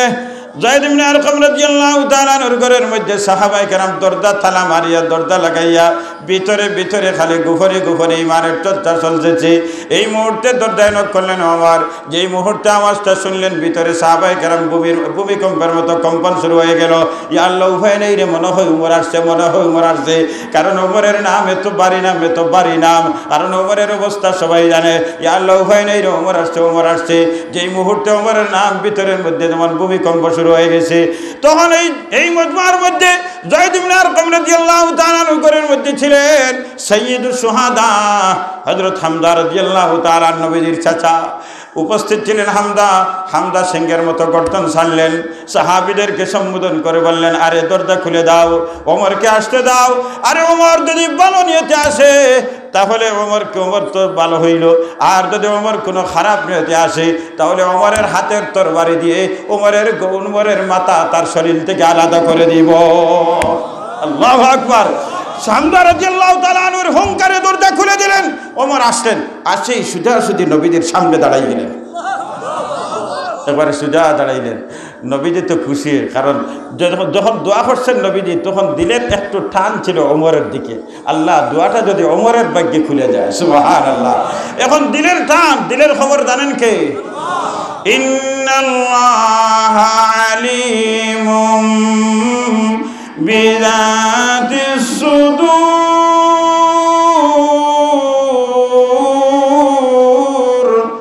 দিলের খবর জানেন কে? একমাত্র জানেন আল্লাহ। এখন ওমরের নবীজির দিলের মধ্যে তমন্না, ওমরের দিকে দোয়াটা লাগিয়ে যাক। ওমর দাঁড়াইতেছেন, নবীজি ওমরের জামা টান দিলেন। ওমর, আর দেরি কিসের ওমর? ওমর দেরি কিসের? নবীজির হাত মুবারক বাড়াইয়া দিলেন। ওমর অপবিত্র হাত পবিত্র হাতে নুরানি হাতে যখন লাগাইলেন, সাথে সাথে ঘোষণা দিলেন, আশহাদু আল্লা ইলাহা ইল্লাল্লাহু ওয়া আশহাদু আন্না মুহাম্মাদান আবদুহু ওয়া রাসূলুহু। এখন একসাথে পাওয়ার বেড়ে গেছে, ফুল 33,000 ভোল্টের পাওয়ার। আল্লাহু আকবার। এক দুইশো না, একসাথে 33,000 ভোল্টের পাওয়ার ওমরের ভিতরে ঢুকলো। ঢুকার পরেই ওমর বলেন, ইয়া রাসূলুল্লাহ, আপনি সত্য নেই বলে জি হয়, কোরআন সত্য নেই বলে জি হয়, আল্লাহ সত্য নেই জি, আল্লাহ সত্য, সবই সত্য। তাহলে এই লুকাইয়া আর গোপনে গোপনে এইটাখানে। আল্লাহু আকবার, আল্লাহু আকবার। গোপনে আর চলবে না। ওপেন মক্কা শরীফে মুহররমে চলেন, ওপেন ঘোষণা হবে, কলমার দাওয়াত ওপেন চলবে, ঈমানের দাওয়াত ওপেন চলবে, ইসলামের ঘোষণা চলবে। ওপেন হরমের মধ্যে চলেন, শাপলা চত্বরে চলেন। আল্লাহু আকবার। এখন ওমরের তরবারি নবীর বিরুদ্ধে ছিল না পক্ষে ছিল? আগে বিপক্ষে। এখন ওমরের খোলা তরবারি ওমর নিয়ে সামনে আগাইতেছেন। আর আমার নবী সাহাবায়ে কেরাম এতদিন বয়ে তরতর করে কাঁপলেন সাহাবী, আজ বুক ফুলাইয়া হরমের দিকে রওনা। সুবহানাল্লাহ। ওমর এমনি না, তরবারি নিয়ে যেমনি আগে দাঁড়াইতেছেন, খালি আওয়াজ ছাড়তেছেন, ঘোষণা হুঙ্কার ছাড়তেছেন, সিংহের মতো গর্জন ছাড়তেছে, এ মক্কার মানুষ শোনো, কাফিরের দল শোনো, যদি কেউ তোমাদের বিবিকে বিধবা করতে চাও, সন্তানদেরকে এতিম করতে চাও, আসো মুহাম্মদকে মুহাম্মদের উপর আক্রমণের জন্য, আসো ঈমানদারের উপর আক্রমণের জন্য, তোমার জন্য উমরের তরবারি খুলে রাখা হয়েছে। এখন দেখা যায় শাহবাগ দিতে ফরসক পয়েন্টে আসার পরে কিছু দোকানদার আছে না নাই, এখন বলে ফতোর মধ্যে আবু জাহেলে কয় ওমর ব্যাপার কিরে, ও দেখরে উমর গেল কোন বিষয় নিয়ে, উদ্দেশ্য নিয়ে, এখন দেখি ওমর হৌদলার লুক হয়ে গেছে, উমরের দল বদলে নিছে, ওমর ব্যাপার কিরে, এই তোর বাড়ি তো এই মানুষের বিরুদ্ধে ছিল, এখন দেখে যায় এই মানুষের পাহারাদের জন্য তোমার তোর বাড়ি, বিষয় কিরে ওমর? তখন ওমর জবাব দেয়, মক্কার কাফিরের দল শোনো, আমি ওমরকে তোমরা প্রেরণ করেছিলে কোরআনকে মিটানোর জন্য, কিন্তু মক্কার কাফির শোনো রে, ওমর কোরআন মিটানো দূরের কথা, কোরআনের মাধ্যমে ওমরের অন্ধকার কলিজাকে জ্বালাইয়া ফুড়াইয়া এখন পরিষ্কার পরিচ্ছন্ন করে ওমরের কলিজাকে আলোকিত করে দিয়েছে। এই জন্য বিশ্বনবীজি বলেন, তাবাররাক বিল কোরআন ফাইন্নাহু কালামুল্লাহ। ওমর কি পরিমাণ দামি হয়েছে! ওমর ইবনুল খাত্তাব রাদিয়াল্লাহু তাআলা যখন খলিফাতুল মুসলিমিন, অর্ধ পৃথিবীর শাসক আমিরুল মুমিনিন ওমর, 22.5 লক্ষ বর্গ মাইলের খলিফাতুল মুসলিমিন ওমর ইবনুল খাত্তাব রাদিয়াল্লাহু তাআলা একদিন সাহাবায়ে কেরামের সাথে চলতেছেন, ফরসত থেকে আপনার শাহবাগের উদ্দেশ্যে, হঠাৎ গিয়ে নিজ গ্রামের রাস্তার মুখে দাঁড়াইলেন, হাত ব্রেক দিলেন। সাথীরা বললেন, আমিরুল মুমিনিন ওমর, বুঝলাম না হাত ব্রেক কিসের জন্য, এখানে কিসের জন্য দাঁড়াইলেন? আমিরুল মুমিনিন ওমর বলেন, ওই আগের ওমরের কথা চিন্তা করতেছি, আজকের ওমরের এত মর্যাদা, আজকের ওমরের এত মর্যাদা, অর্ধ পৃথিবীর শাসক ওমর, সেই দিনের ওমরের কথা চিন্তা করতেছি। এই জায়গা সেই জায়গা, যে জায়গায় ওমর এখন দাঁড়াইছে এই জায়গাটা সেই জায়গা। যখন ওমরের পরিচয় ছিল খাত্তাবের ছেলে ওমর, তখন ছোটবেলায় বাবা আমার কাছে বকরি দিতেন, বকরি চড়াইবার জিম্মাদারি দিয়ে আমাকে প্রেরণ করতেন, আমি কিন্তু ওই মাঠে আসে বকরি চড়াইতাম। আমি এত অপদার্থ অযোগ্য আমি ওমর ছিলাম। যদি 50টা ছাগল দিয়ে আমাকে দিতেন, তাহলে বিকালে দেওয়ার সময় 40টা লিয়ে দিতাম, 10টা কইলিছি। এই 50টা ছাগল রাখালি করা আমার পক্ষে সম্ভব হয় নাই, ওমরের পক্ষে সম্ভব হয় নাই। বাড়িতে দেওয়ার পরে বাবা যখন দেখতেন 50টা দিয়ে 40টা নিয়ে আইছে, তখন বাবা আমাকে তিরস্কার করতেন, বাবা আমাকে বিভিন্ন বকাবকি করতেন, কি রে ওমর, এত অযোগ্য এত অপদার্থ, তোর মাধ্যমে কি হবে জাতির, কি হবে রে ওমর, তুই ছাগল 50টা রাখালি করতে পারে নাই। এই আমার সাথীরা শুনো রে, এই ঐতিহাসিক জায়গা, ওই জায়গা যে জায়গায় ওমর ছাগল চড়াইতে পারে নাই, আজকে আল্লাহ কোরআনের কারণে ওমরকে এত দামি বানাইলেন, ওমরকে এত সম্মান ইজ্জত দিলেন, অর্ধ পৃথিবীর শাসন ক্ষমতা আল্লাহ ওমরের হাতে দিয়া দিলেন। মুসলমান, কোরআনের মাধ্যমে দাম হয়েছে না? এখন আমিরুল মুমিনিন ওমরের দাম কি পরিমাণ! পূর্ণিমার রাত, আকাশ নক্ষত্রে ভর্তি, বিশ্বনবী রহমতুল্লিল আলমিনের বিবি আমাদের মা আম্মা জানা আয়েশা সিদ্দিকা রাদিয়াল্লাহু তাআলা আনহা, আইরে মা, কত কষ্ট করলেন, কত কষ্ট করলেন।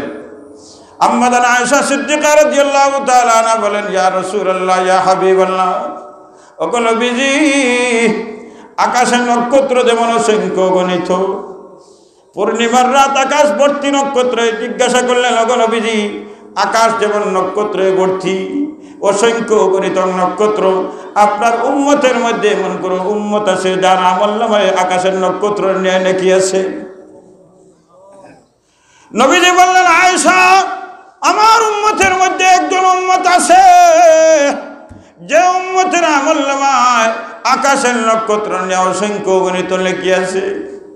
আম্মা জান আয়েশা সিদ্দিকা রাদিয়াল্লাহু তাআলা মনে মনে ভাবলেন, মনে হয় আমার আব্বা আবু বকর সিদ্দিকের কথা বলবেন। নবীজি বললেন, আয়েশা, ওই উম্মতের নাম হলো খাত্তাবের ছেলে ওমর। আল্লাহু আকবার। আম্মা জান আয়েশা সিদ্দিকা রাদিয়াল্লাহু তাআলা পরিবর্তন হয়ে গেলেন, চেহারার রং পরিবর্তন হয়ে গেল, কারণ আমার আব্বা আবু বকরের কথা নবীজি বললেন না। নবীজি বললেন, আয়েশা, আমি বুঝতে পেরেছি তোমার আব্বার নাম না উচ্চারণের কারণে তোমার মধ্যে পরিবর্তন। শোনো ও আয়েশা, শোনো, তোমার আব্বার শান, ওমরের সারা জিন্দেগির আমল যদি এক পাল্লায় রাখা হয়, আর তোমার বাবা আবু বকর সিদ্দিকের জীবনের এক রাতের আমলে এক পাল্লায় রাখা হয়, আয়েশা গো, ওমরের সারা জীবনের আমলের চেয়ে তোমার আব্বার এক রাতের আমলের দাম মালিকের কাছে বেশি। কিসের কারণে? একমাত্র কোরআনের কারণে, একমাত্র কোরআনের কারণে। এই জন্য আবার আল্লাহ বলেন, আল্লাযীনা আতাইনাহুমুল কিতাব,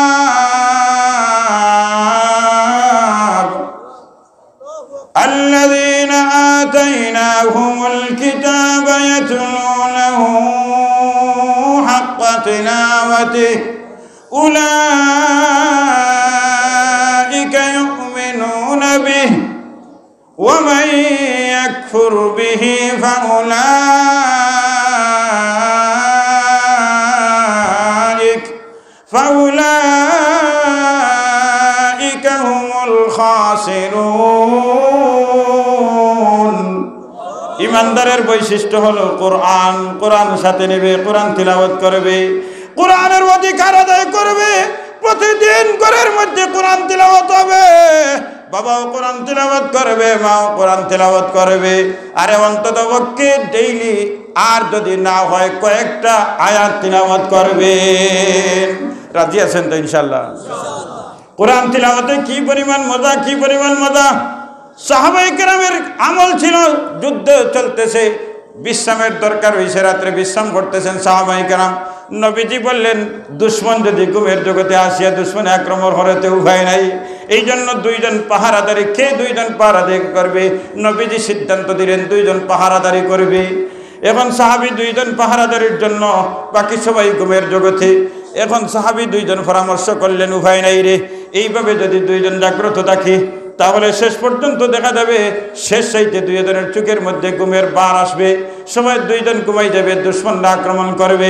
দুইজন পরামর্শ করলেন, করে সিদ্ধান্ত নিলেন, একজন প্রথম রাত্রে জাগ্রত থাকবে না, একজন শেষ রাত্রে জাগ্রত থাকবেন।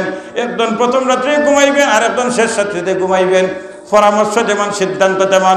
একজন ঘুমের জগতে চলে গেলেন, আর একজন জাগ্রত। যিনি জাগ্রত উনি চিন্তা করলেন, এই জাগিয়ে এমনি সময় খাটাই লাভ আসেনি, তার অজু আছে, আর বিসমিল্লাহ করে নামাজ 2 রাকাত শুরু করে দিই। সুবহানাল্লাহ। এখন নামাজ শুরু করছেন, কোরআন তিলাওয়াত শুরু। দুশ্মন আইয়া দেখছে যে টিলার পিছন দিয়ে আক্রমণ করতো, হঠাৎ দেখে টিলার উপরে যেমন মানুষের মতো একজন দাঁড়াইয়া আছে। আরো আসতে সুবহানাল্লাহ বলেন, আরো ধরে বলেন সুবহানাল্লাহ। ও মুসলমান, দাঁড়াইয়া আছেন। কাফিররা মনে করছে মনে হয় কোনো পাহারাদার, বিদায় তীর মারছে। মারার সাথে সাথে ওই সাহাবীর গায়ে গিয়ে পড়ছে।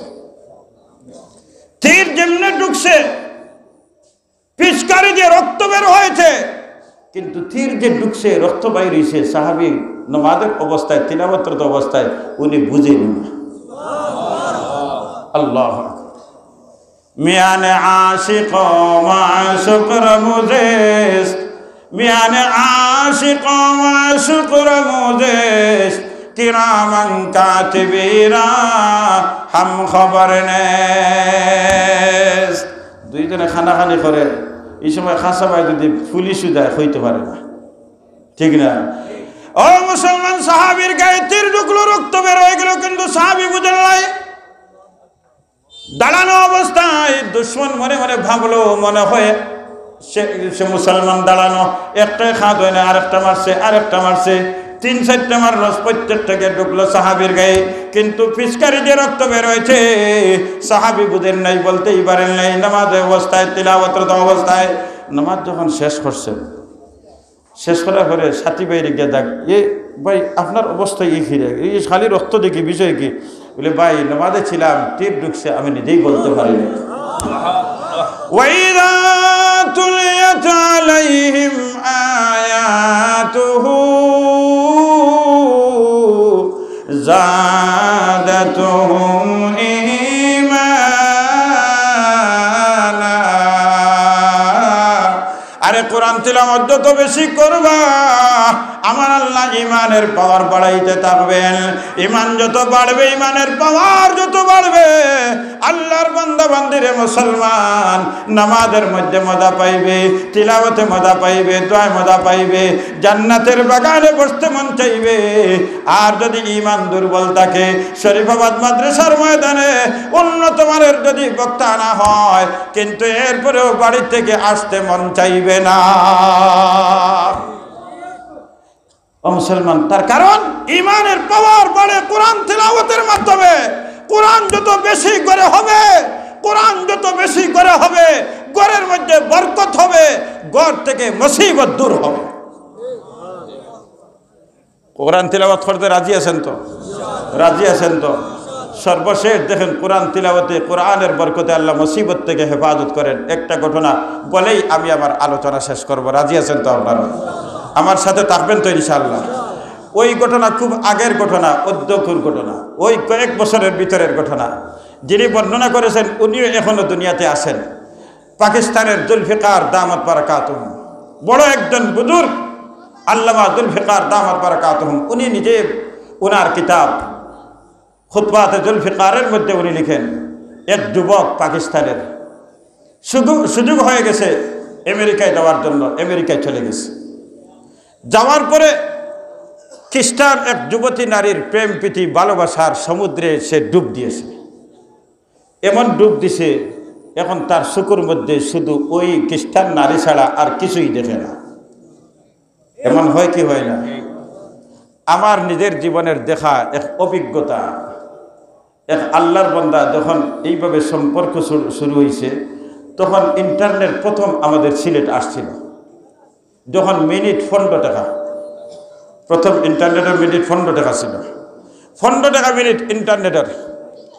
এখন দেখা যায় সে ওই মহিলার সাথে এমন কথাবার্তা না উচ্চারণ করলে, যোগাযোগ না করলে তার ঘুম আসে না, কলজা টুকরা টুকরা হয়ে যায়। আমার সাথে সম্পর্কিত মানুষ, রাত যখন 10-11টা হয়ে যায়, তখন শিবগঞ্জ এলাকার ইন্টারনেটের দোকান একটাই ছিল। যারাই ইন্টারনেটের যোগাযোগ ছিল সব কিন্তু এই 10-11টার ভিতরে সবার কাজ শেষ করিয়া যার যার বাসায় চলে যাইত। ইন্টারনেটের দোকানটা শুধুমাত্র তার জন্য বরাদ্দ ছিল। কাস্টমার বিদায় হওয়ার পর থেকে মালিকও ঘুমাই যেত, আর একমাত্র ওই ব্যক্তি ইন্টারনেট দিয়ে থাকতো ফজর পর্যন্ত। যত সময় ইন্টারনেটের যোগাযোগ আসে তত সময় পর্যন্ত, মিনিট আসে, তার শক্তি আছে, ততক্ষণ সে চলত। যখন ইন্টারনেটের লাইন বিচ্ছিন্ন হইত তখন তার আলোচনা শেষ হইত। আমি চিন্তা করলাম রে, এই মানুষটার তো লালবাতি জ্বলে দিত। দোকানদার কম্পিউটার 2-3টা কিনে আসছে তার পয়সা দিয়ে। আমি চিন্তা করলাম এই মানুষটারে বাঁচাইবার দরকার। তখন আমি যেভাবে হোক এক ব্যবস্থা দিয়ে এই মহিলার সাথে যোগাযোগ করলাম।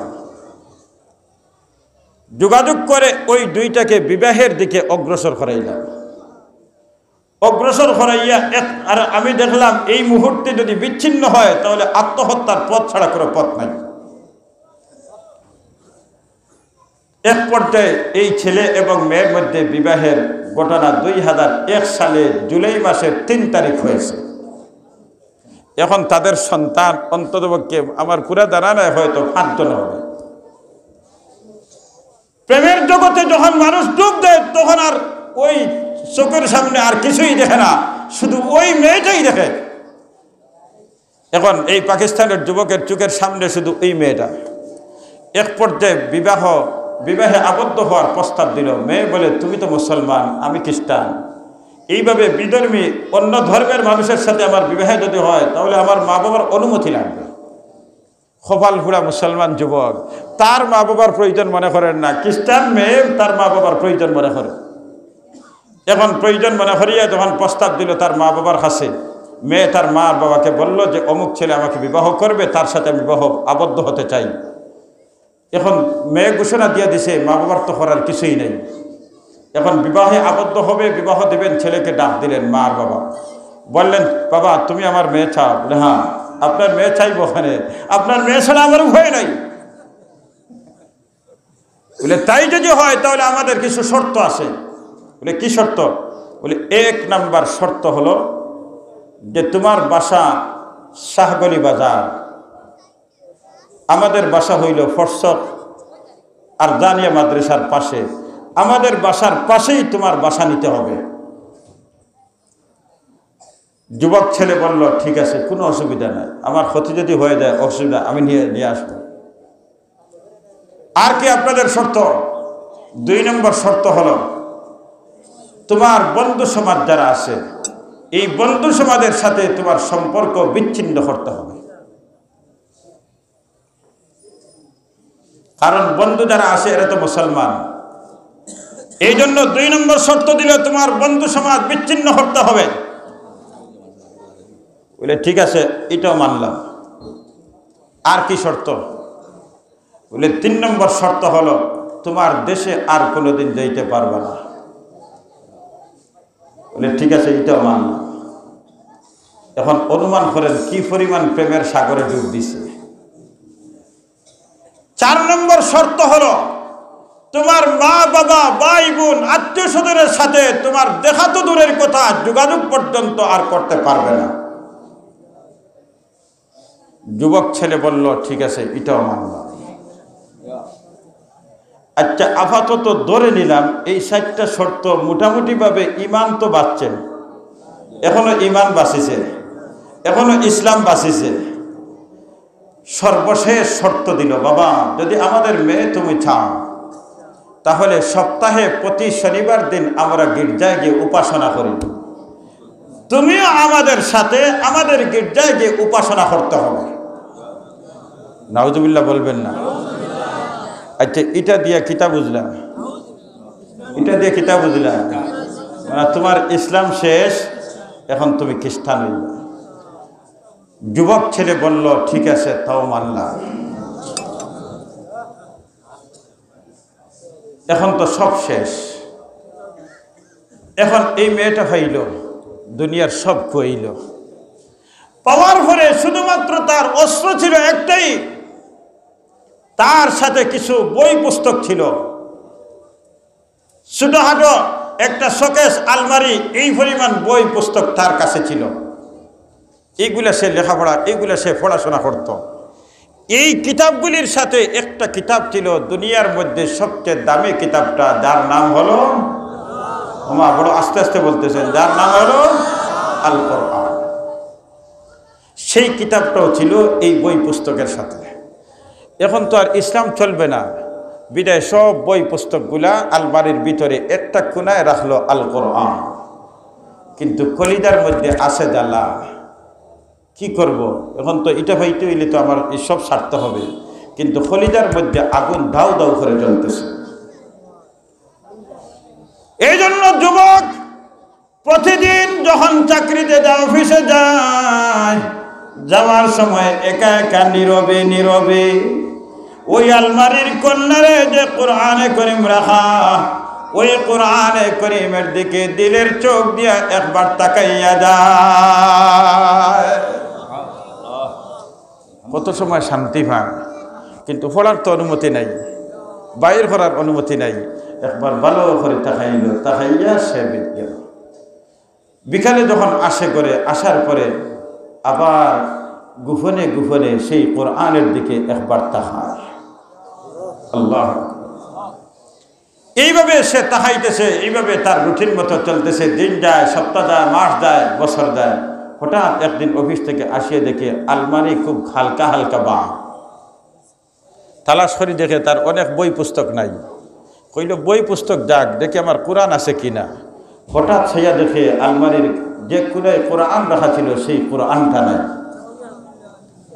এখন তো অশান্তির আগুন ধাউ ধাউ করে জ্বলতে শুরু করলো।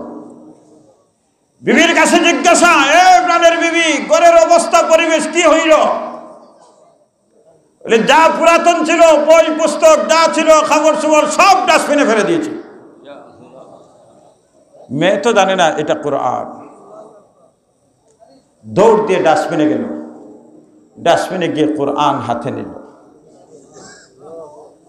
এই যুবক কোরআন হাতে নিয়ে যেমন কোলের শিশু থেকে মা দূরে যায়, মার মহব্বতের কারণে বাচ্চা ছটফট করতে থাকে, কান্না জড়িত কণ্ঠে মা মা বলে ডাকে, কিন্তু মা পাশে পায় না। যখন মা বাহির থেকে আসে, ওই কান্না জড়িত শিশুকে কুলে নিয়ে বুকের মধ্যে জড়াইয়া ধরে, তোর কি ধরে না, এমন চাপ দে প্রথম চাপের সাথে বাচ্চার কান্না বন্ধ হয়ে যায়। আল্লাহর বান্দা ওই কোরআন হাতে নিয়ে বুকের মধ্যে জড়াইয়া, শিশুকে মা যেভাবে জড়াইয়া বুকে ধরে, ঠিক তেমনি ভাবে কোরআন হাতে নিয়ে বুকের সাথে জড়াইয়া আল্লাহর বান্দা বুকের মধ্যে জড়াইয়া ধরলো, কোরআন হাতে নিয়ে মাথায় কপালে লাগাইল, কোরআনের মধ্যে দুইটা ঠোঁট রাখে চুমা দিতে শুরু করলো। পিছনে মনে মনে ভাবলো তো কেউ দেখে নাই, কিন্তু পিছনে তার বিবি নীরবে দাঁড়াইয়া চিত্রটা দেখতেছি। হঠাৎ ডাক দিল, প্রাণের স্বামী কি হয়েছে আপনার? ওই কিতাবটা ওই বইটা তুমি হাতে নিয়ে এই করতেছো, বিষয় কি? আল্লাহর বান্দা যুবক জবাব দে যে প্রাণের বিবি শোনো, এটা কিতাব সাধারণ কিতাব নয়, এই কিতাবটা হলো আল কোরআন, এটা হলো মুসলমানদের সবচেয়ে দামি কিতাব হলো আল কোরআন। এই যে মহব্বত করেছে, আরে বুকের মধ্যে জড়াইয়া তার আবেগ উজাড় করে মহব্বত করেছে, কপালে নিয়ে রাখলো কোরআন, দুইটা ঠোঁট দিয়ে ছোমা খাইলো। কিতাবের মালিক, আরশের মালিক আল্লাহ এই আবেগটা পছন্দ করলেন, এই মহব্বতটা পছন্দ করলেন, তার দিলের মধ্যে কোরআনের জানা আবার আল্লাহ শুরু করে দিলেন। এখন আল্লাহর বান্দার যে মহল্লায় নামাজ আদায় করতো, দীর্ঘদিন মসজিদের নামাজের অভ্যাস ছিল, ওই মসজিদের ইমাম সাহেবের সাথে তার মুলাকাত, ওই মসজিদের ইমাম সাহেবের সাথে তার পরিচয়, মুসল্লিদের সাথে পরিচয়। অনেক দিন হয়ে গেছে, ইমাম সাহেব কোনো খবর নাই, এই যুবক ভাইটা কোথায় গেল, কি হইল? বন্ধুরা কেউ পায় না, মুসল্লিরা কেউ পায় না। আরে যুবক মুসলমানটা কোথায় গেল, আমাদের বন্ধু কোথায় গেল, আমার মুসল্লিটা কোথায় গেল? হঠাৎ রাত্রে ঘর থেকে বের হইয়া আল্লাহর বান্দা যুবক ওই মহল্লায় চলে যায়, যে মহল্লায় বছরের পর বছর সে মহল্লার মসজিদে নামাজ আদায় করত। ফজরের নামাজে গিয়ে যখন দাঁড়াইল, ইমাম সাহেব কোরআনে কারীমের তিলাওয়াত শুরু করলেন। আল্লাহর বান্দা ওই ফজরের নামাজ জামাতে আদায় করলো। নামাজ শেষে ইমাম সাহেব জড়াইয়া ধরলেন, ভাই আপনি কোথায় গেলেন? আপনার কোনো খবর নাই, কিছুই নাই। বন্ধু সমাজ জড়াইয়া ধরলো, বিষয় কি রে ভাই? বন্ধু তুমি এতদিন কোথায় ছিলে? আজকে বছরের পর বছর যায়, তুমি কোথায় ছিলে? এই জন্য সে তার ঘটনা সব খুলে বলল, এই আমার ঘটনা। এই ঘটনা শোনার পরে জুলফিকার দামাত বারাকাতুহু বলেন, ও দুনিয়ার মুসলমান, কোরআনকে তোমরা জড়িয়ে ধরো, কোরআনকে সব উজাড় করে তোমরা দাও। কোরআনের মাধ্যমে আমার আল্লাহ দুনিয়াতেও তোমাদেরকে হেফাজত করবে। যত মুসিবত আসবে, করোনার মতো যত মুসিবত আসবে, আরে কোরআন তিলাওয়াত করো, কোরআন করে চালু করো। করোনা ভাইরাস করে যদি ঢুকে যায়, সবাই যদি মরে যাও, কোনো পরোয়া নাই, কোনো পরোয়া নাই। একদিন তো সবাই মরতে হবে, মরতে হবে। কিন্তু মৃত্যুটা যদি হয় কোরআনের উপর, মৃত্যুটা যদি হয় কোরআন নিয়ে মরণ হয়, আর ওই কোরআন নিয়ে যদি কবরে যাইতে পারি, খোদার কসম করে বলতে পারি মুসলমান, আপনি ধন্য, আপনি ধন্য। আপনার মতো দামি, আপনার মতো সম্মানী, আপনার মতো ইজ্জতওয়ালা দুনিয়াতে আর কেউ হতে পারবে না। এই জন্য কোরআনকে মহব্বত করো, কোরআনের সাথে সম্পর্ক জুড়াও।